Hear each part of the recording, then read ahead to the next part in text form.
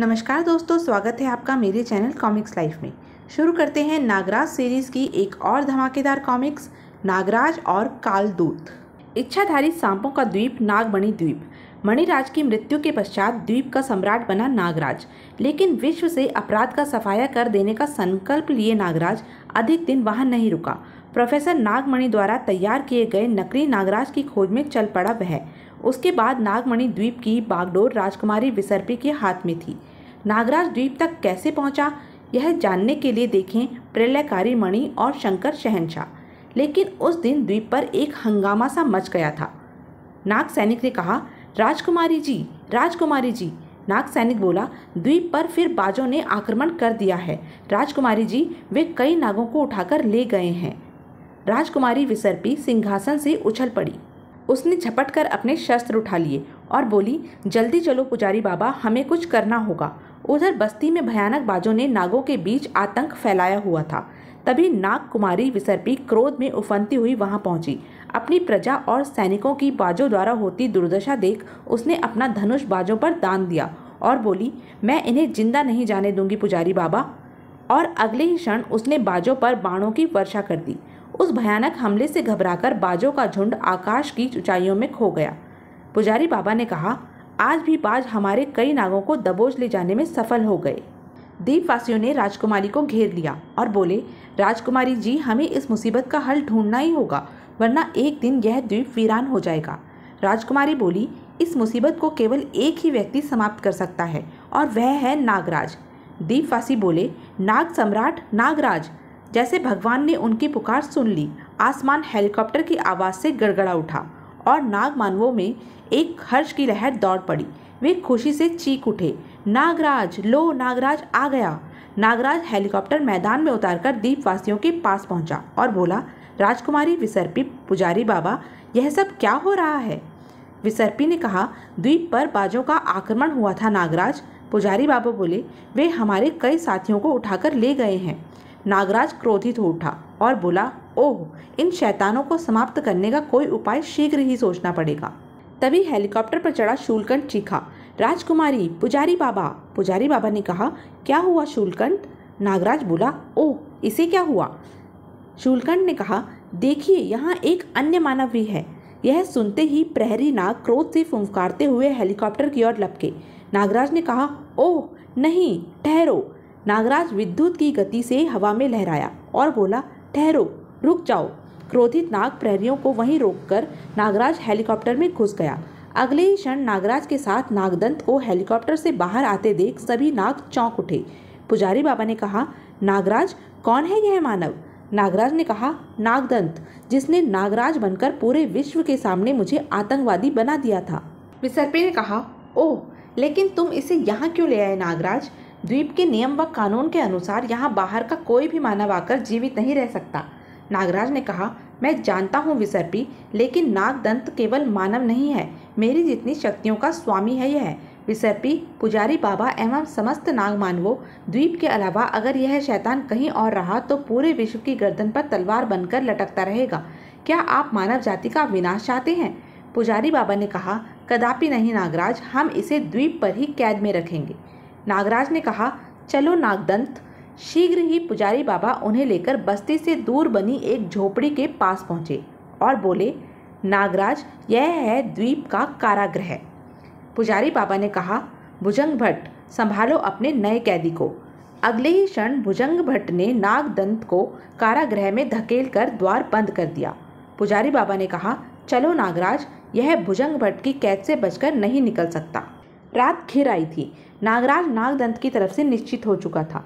नागमणि द्वीप के निवासी नागराज की वापसी का जश्न मना रहे थे। विसर्पी ने कहा, बताओ नागराज, शूलकंठ जीतेगा या असी पक्ष?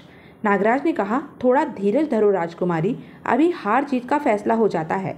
कभी शूलकंठ मध्य रेखा की तरफ बढ़ता हुआ प्रतीत होता था तो कभी असी पक्ष।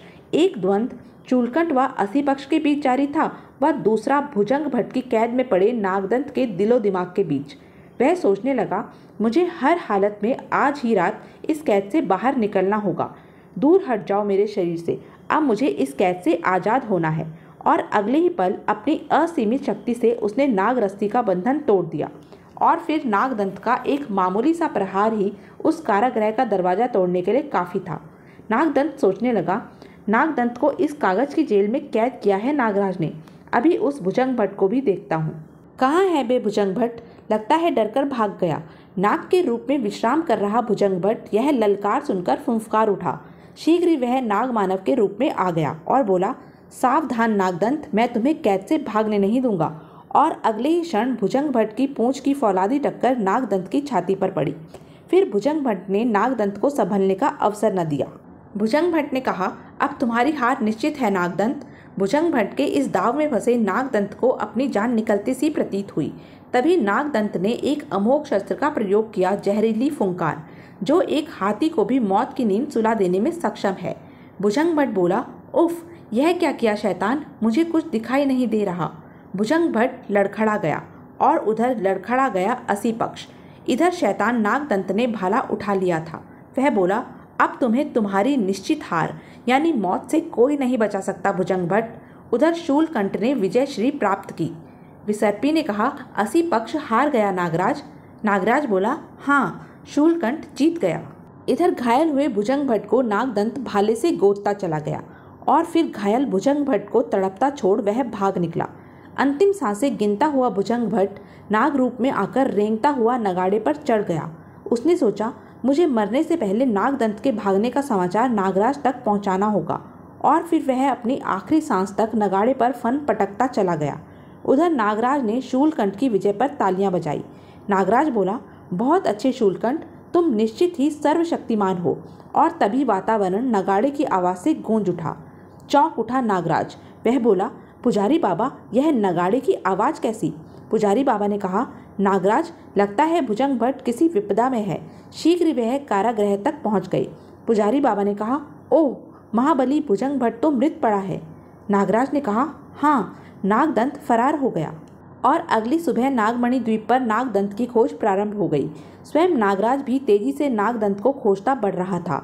नागराज ने कहा, नागदंत को जल्दी खोजना आवश्यक है। नागराज सोचने लगा, अरे, यह गुफा कैसी, इसमें से यह धुआं कैसा, मुझे इसमें प्रवेश करना चाहिए। किंतु यह भारी चट्टान। नागराज ने अपनी अतिशक्ति का प्रयोग किया।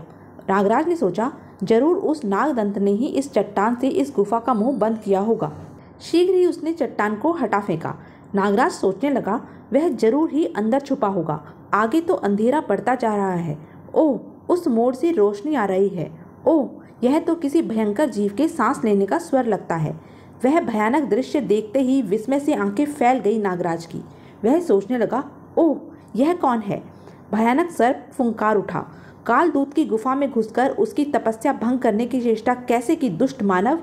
मानव इस द्वीप पर कदम नहीं रख सकता और तू मेरी गुफा तक घुस आया, किंतु अब तुझे मरना होगा। नागराज ने कहा, लेकिन बाबा। कालदूत के तीनों मुखों से जहरीली फुंकारें निकली, लेकिन नागराज अपनी जगह छोड़ चुका था। चट्टान के स्थान पर एक गड्ढा नजर आने लगा। नागराज ने सोचा, अगर ये फुंकार मुझसे टकरा जाती तो मैं भी इस पत्थर की तरह गल जाता। फिर तो कालदूत ने फुंकारों की वर्षा कर दी, जिसके फलस्वरूप गुफा की छत से भारी भारी चट्टानें टूटकर नीचे गिरने लगी और नागराज उन चट्टानों के बीच फंस गया। कालदूत ने कहा, बड़ी फुर्ती दिखाकर बच रहे हो बेटा, अब बताओ कैसे बचोगे? नागराज ने कहा, मेरी बात तो सुनिए बाबा, मैं इस द्वीप का। तुरंत ही कालदूत ने फिर उस पर हमला किया। नागराज ने एक बड़ी चट्टान उठाई और विष के उस गोले की तरफ उछाल दी। नागराज सोचने लगा, उफ, ऐसे कब तक बच पाऊंगा मैं? नागराज जैसे बलशाली के भी आज दांतों तले पसीना आ गया। कालदूत की अगली फुंकार का सामना उसने अपनी जहरीली फुंकार से किया। नागराज ने सोचा, आज मौत निश्चित है नागराज। दोनों के टकराने के परिणाम स्वरूप कालदूत की फुंकार ने अपना थोड़ा रास्ता बदल दिया, किंतु फिर भी वह नागराज के कंधे को झुलसा गई। नागराज को लगातार अपनी फुंकार से बचता देख कालदूत ने उस पर अपनी बलशाली पूंछ का प्रहार किया। कालदूत बोला, बहुत खेल दिया रे मानव, अब तेरी यह लीला यहीं समाप्त करता हूँ। इस पूंछ के वार से अब तू नहीं बच सकता। कालदूत के तीनों हथियार उसकी पूंछ के नीचे दबे नागराज की तरफ बढ़ने लगे कि तभी राजकुमारी विसर्पी वहां पहुंची और बोली, ठहरिए महात्मा कालदूत, कृपा कर रुक जाइए। कालदूत ने कहा, कौन? राजकुमारी बोली, नागकुमारी विसर्पी। यह नागराज है महात्मन, नागमणि द्वीप के सम्राट नागराज। कालदूत ने कहा, क्या? एक मानव नागमणि द्वीप का सम्राट? विसर्पी ने कहा, यह विलक्षण मानव है महात्मन। सैकड़ों नाग मानवों के सम्मुख कुल देवी का आशीर्वाद मिला है इसे। विसर्पी ने नागराज के सम्राट बनने की सारी कहानी कह सुनाई। तब कालदूत ने कहा, ओह, अगर ऐसा है नाग सम्राट नागराज, तो हम तुमसे इस भूल की क्षमा चाहते हैं। नागराज ने कहा, मुझे शर्मिंदा ना करें महात्मन, लेकिन मेरी एक जिज्ञासा अवश्य शांत करें महात्मन कि आप कौन हैं और यहाँ क्या कर रहे हैं। कालदूत ने कहा, नागराज, मैं इस द्वीप पर कदम रखने वाला पहला इच्छाधारी नाग हूँ, जिसने दुनिया भर के इच्छाधारी सांपों को अपने तपोबल से इस द्वीप पर लाकर आबाद किया है। दुनिया भर के सभी सांपों से संपर्क बनाने के लिए मैं यहाँ तपस्या था। आज दुनिया का प्रत्येक सांप मेरी आज्ञा मानता है। लेकिन तुम्हारे चेहरे पर यह परेशानी के भाव क्यों हैं? नागराज ने कहा, महात्मन, एक खूंखार अपराधी नागदंत हमारी कैद से निकल भागा है। हम उसे ही ढूंढते फिर रहे हैं। कालदूत ने कहा, ओह, केवल इतनी सी बात? आओ, मैं तुम्हें दिखाता हूँ कि नागदंत कहाँ है। नागराज ने कहा, दिखाइए महात्मन। शीघ्र ही कालदूत ने अपने मुंह से एक मणि उगलकर हाथ में ले ली और बोला, नागराज, अपनी इच्छित वस्तु की कामना करके इस मणि में देखो। नागराज ने मणि हाथ में लेकर नागदंत का नाम लिया ही था कि मणि जगमगा उठी और उसमें दृश्य बदलने लगे। नागदंत बोला, कुछ ही देर बाद मैं इस द्वीप से भी नागराज की कैद की तरह ही फरार हो जाऊंगा। तभी नागदंत ने सोचा, अरे, यह एकाएक अंधेरा कैसे छाता जा रहा है। और जैसे ही नागदंत ने आसमान की ओर देखा, वह बोला, अरे, इतने विशालकाय बाज, ये तो मेरी ही तरफ आ रहे हैं। बाज तेजी से नागदंत पर झपटे, लेकिन वह जमीन पर लेटकर बच गया। शीघ्र ही खड़े होकर उसने पेड़ की मोटी सी टहनी उठा ली और नागदंत बहुत बहादुरी से उनका सामना कर रहा था। किंतु तभी एक बाज पीछे से नागदंत पर झपटा और तो यह थी अब तक की कहानी। आगे की कहानी जानने के लिए बने रहें मेरे साथ। और हाँ, मेरे चैनल को लाइक, शेयर और सब्सक्राइब करना ना भूलें। धन्यवाद।